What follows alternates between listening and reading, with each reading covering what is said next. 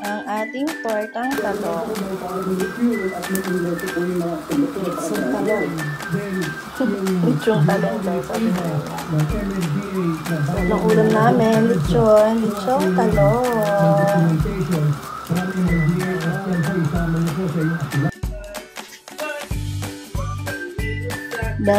Babalatan natin yung talong.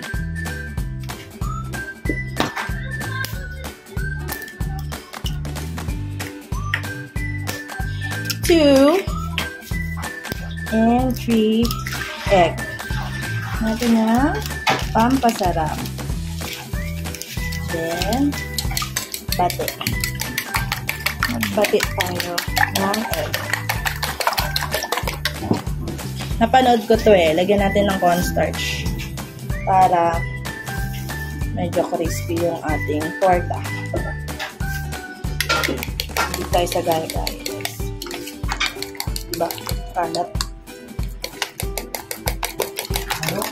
So, makalipas ang ilang dekada na wala na yung mga buo-buo. Okay, magpiprito na tayo. Sira bro. Oh, ito na ang talong. Dami. Ito ang ulam namin ngayong gabi. Tara, prito tayo. Bigyan na natin ng mantika. Use oil na lang, guys.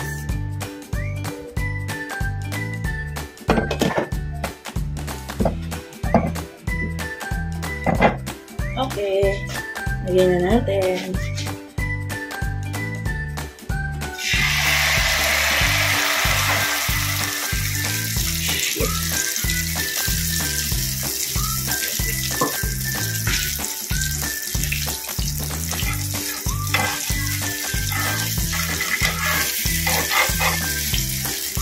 Hiwalayan natin. Hindi sila pwede magsama.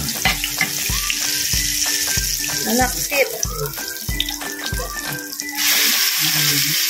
Diba? Kamay-kamay na lang, guys.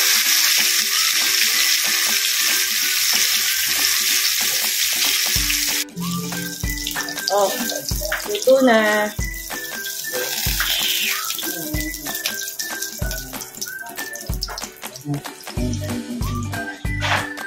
So, next batch. Diba? Umuti na naman. Perfect.